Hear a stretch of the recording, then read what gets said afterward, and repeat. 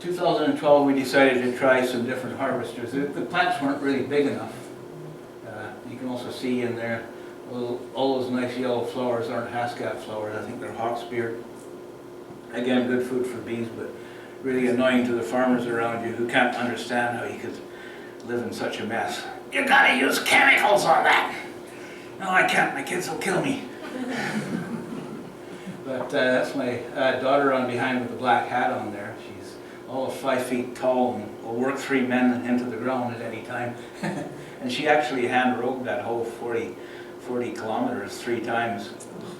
Right at the end, when we didn't have to do it anymore, she devised a method to get around the problems that we had with the plants just coming up around the.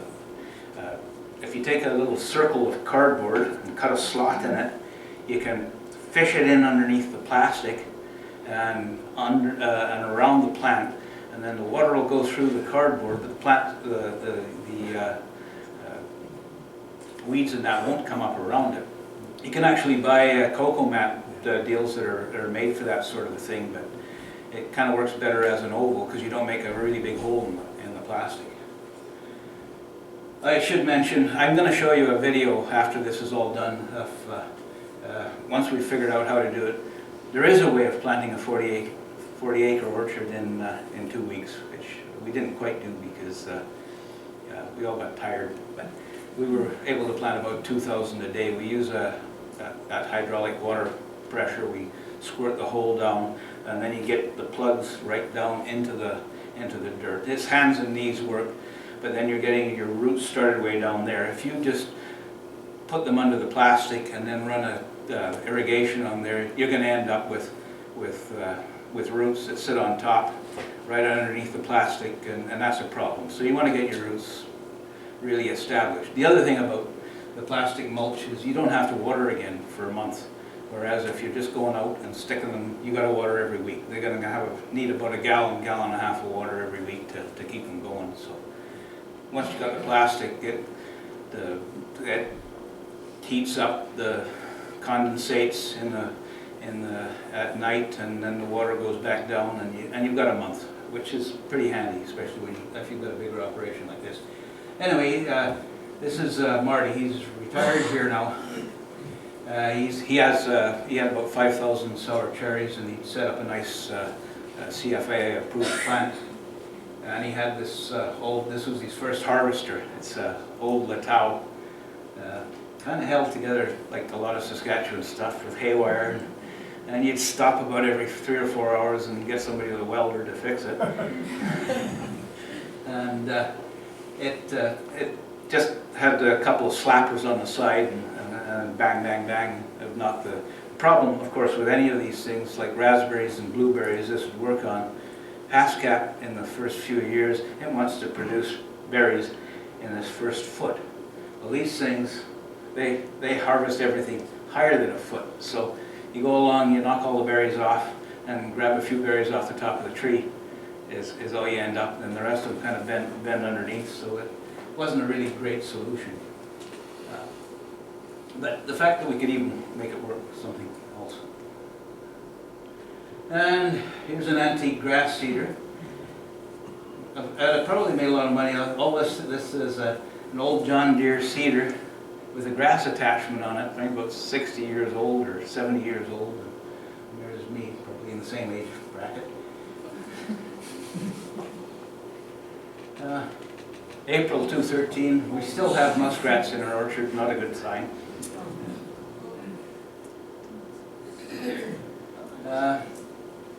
2013, we had a pile of snow. Like you guys are used to getting really huge dumps of snow here. Saskatchewan, you know, we get 3 or 4 inches at a time, but it stays there all year, all winter long, and kind of builds up.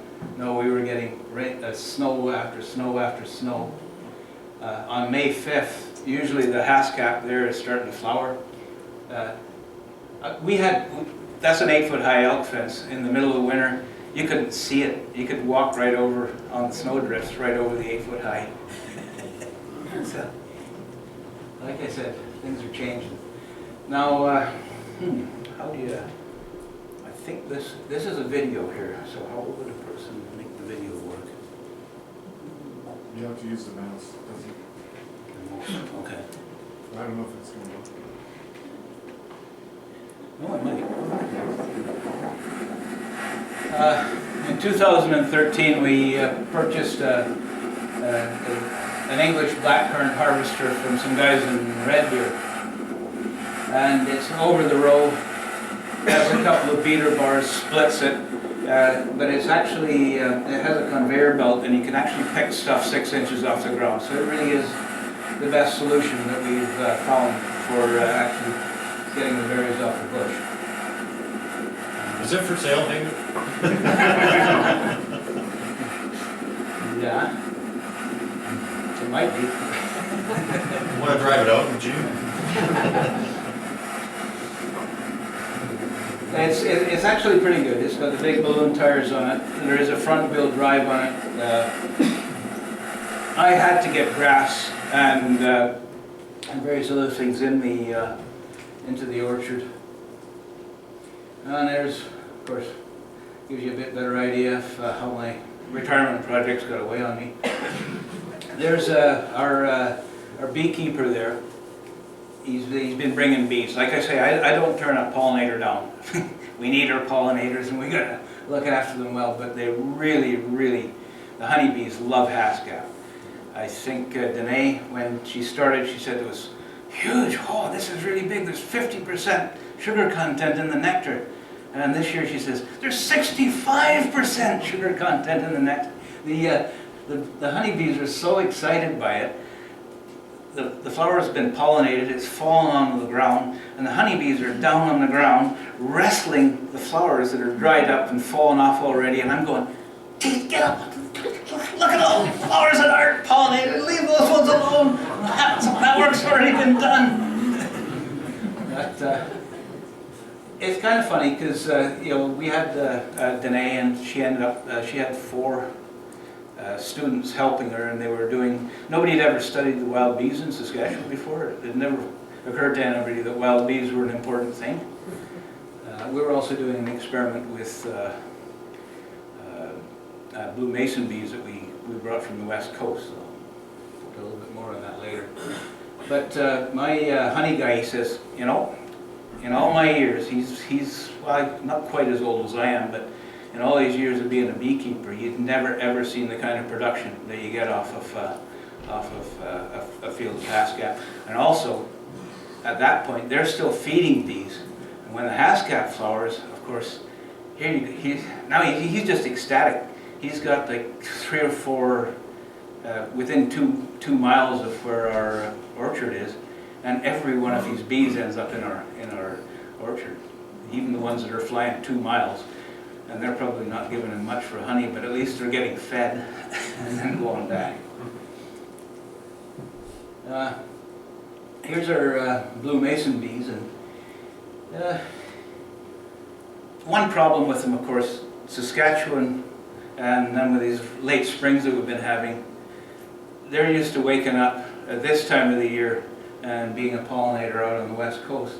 Well, we're keeping them in their little boxes in the refrigerator and dormant until mid-May, or this year it was May the 27th before anything started. So by the time they're done, they're almost starved to death. They used up all their fat reserves. And the other thing we found out about them is they detest Haskap pollen. Okay, if there's a red willow tree anywhere around, hey, that's my favorite. I'm taking the red willow, and they'll ignore the Haskap completely. I had quite a few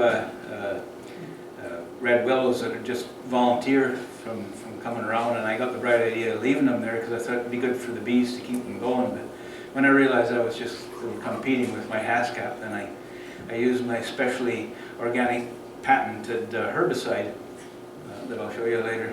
It's called Pull-Up. It's a chain that goes around your front end loader and you wrap it around the tree.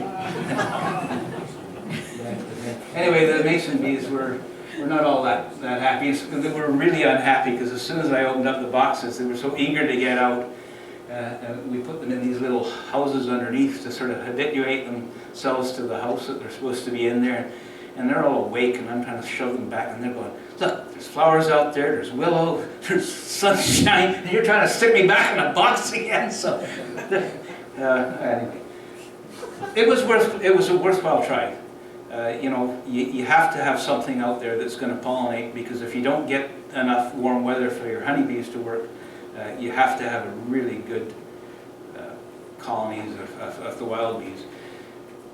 Now, in this year, our local bee guide was fielding all these calls because the native mason bees, we haven't figured out how to actually. A mason bee is called a mason bee instead of a leaf cutter. They're a similar bee. They just use pollen to feed their larvae, as do the bumblebees and all that. So that's really what you're looking for. That's why they're so much more effective at pollinating. Where am I going with this? Mason bee versus leaf cutter. Yeah. So a mason bee actually takes mud. So you have to, if you don't have a little slough or something, we were giving them little plastic plates where we mix up mud pies for them, so they'd have something to plaster the end of their holes up with. This is, I think it's called Bombus terranarius, or the tricolored bumblebee, really closely related to the Bombus affinis, which is the most populous bee in eastern Canada until it's an officially endangered species there now. They think probably due to the neonics. This gal here is 35 times, according to Dene, more effective at pollinating than a single honeybee. Because all they're really after is they're after the pollen. They'll take a sip of nectar just to keep going, but they're going back. We have them in spades. We haven't been using the neonics on the prairies for as long as they have down east. But with the climate change happening, there's more corn growing. And now they're starting to coat all the canola with neonics too. So, yeah, any of those online things that say "Save Our Bees," yeah, click on that and send it off to the government. Actually, Dene and Corey, who's the PhD fellow that's running that project, overseeing it, they took all the data they've been getting from our orchard and from working with Bob, and they went to the Senate and did, when the Senate did a study on what's happening to our wild bees. So I told the Minister of Agriculture at that time in Saskatchewan, and also the provincial fruit guy, I said, in my tenure in Haskap, Canada, I want to make sure that everybody in their environmental farm plan that you need to get money from any financial institution is they're going to have to do something. You have to make some kind of allowances for wild bees. So we want to try to get it standardized so that everybody, all it really means is, you got a couple old buildings down, they might not look good, but they're a really good place for your native mason bees and bumblebees and everything to nest in. Yeah, don't rip up all your hedgerows. Leave a few rock piles here because your bumblebees love to nest in that. And yeah, okay, so you got a few gophers here or there, or ground squirrels. Well, this gal here, that's where she likes to go. We've also found out that they're really great. The plastic mulch, they nest under that, and it's been working out quite well. And there's a real pretty picture I took this year of her. And there's all kinds of different pollinators out there, so we welcome them all. And here, the native mason bees, the sedgeway I was going to do before, they're about half the size of a honeybee, but they look like a honeybee. So my guy was getting all of these calls going, boy, this bee colony collapse has made all your bees half the size they're supposed to be. It was actually the native mason bee. If we can figure out a way of actually getting our native mason bee, because they actually seem to like pollinating. It's hard to get a picture of them because they're really shy.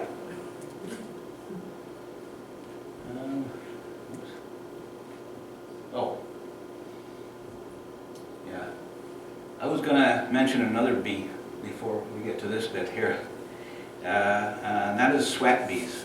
In that little handout there is a picture of them, and they're tiny. They're about 3 millimeters long. They can disappear completely into a Haskap flower, and it's not something that had ever occurred to me was actually a bee. I'd heard of them in the tropics. You know, it's when you go down to a tropical country and you sweat and rub your neck, and then it's all on fire. It's because the sweat bees go in there and they sting you when you rub them because they don't like being rubbed the wrong way, I guess. But we actually have them in spades here, and they're a really effective pollinator. And once you realize that they're there, then you see them all over the place. When we're harvesting, they like the smell, and they'll come and crawl all over the harvest boxes and anything else that you're putting them into. And you learn stuff. Now these insects here are called the eastern forest tent caterpillar. I don't know, does anybody have any experience with these things here? I know up in Quesnel, Prince George, there were big swatches of like the poplar forest. We have a lot of poplar forests in Saskatchewan, and these things are voracious. They just move like an army, and they completely strip whole forests. Sounds like a horrible thing. I found out afterwards it's actually a good thing, because when you have a poplar forest in the fall, the leaves turn yellow, which means there's no nutrition left in them, and they fall on the ground, and so your cycle there, you're not really getting a whole heck of a lot of nutrition out of leaves that have had all the nutrition out. But these guys here, they strip the whole forest as soon as it comes out, and leave out a constant stream of effluent poop. Let's call it poop.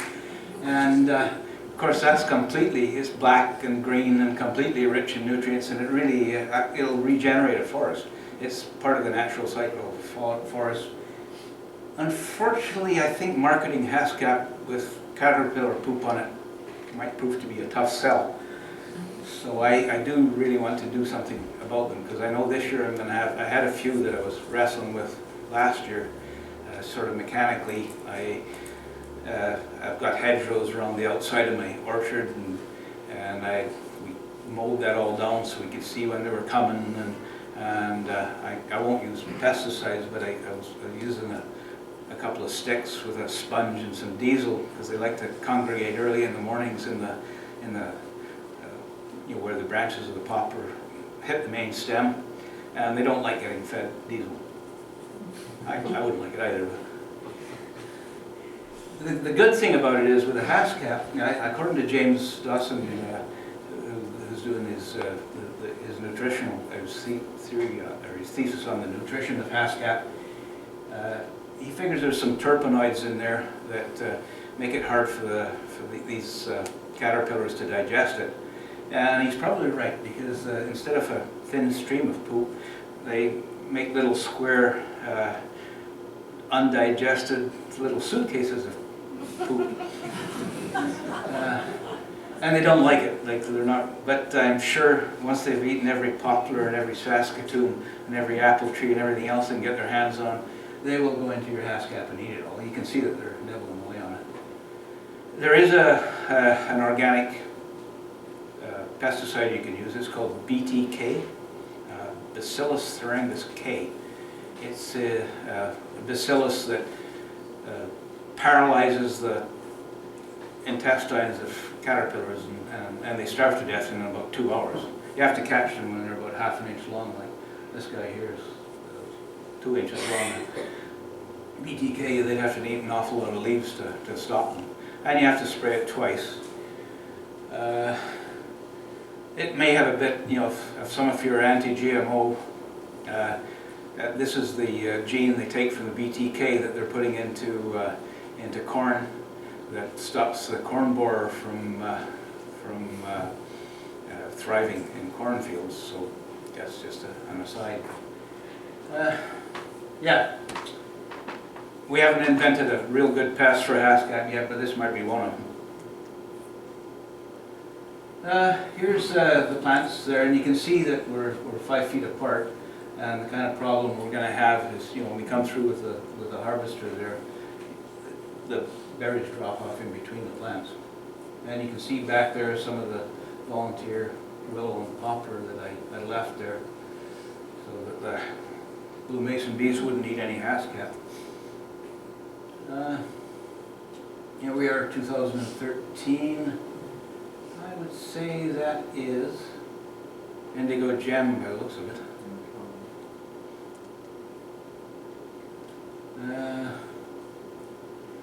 There's our Bob was throwing out all these plants that weren't very good, and sometimes we grab them out of the garbage. Because we were trying to develop a pollinator, because we knew we would need one. Because he's a scientist, he's real careful, and he doesn't want to release anything until he knows it's darn good. And of course, we knew we were going to have an orchard before he had one that he knew was darn good. So we were trying to find a. So we got our own. These are some kind of pure Siberian variety out of a whole pile that tried, and they tasted really good. They grow really nice, and that's what we've been using as a pollinator. I put a pollinator row every 5 rows, and then I've got 915 indigo gem, tundra, borealis. Now, borealis, they say you're not supposed to use that in an orchard, but then I thought we were going to be selling a bunch of borealis trees to backyard gardeners back in the days before I realized that nobody knew what a Haskap was, so nobody bought them. So we planted them in the orchard. Turns out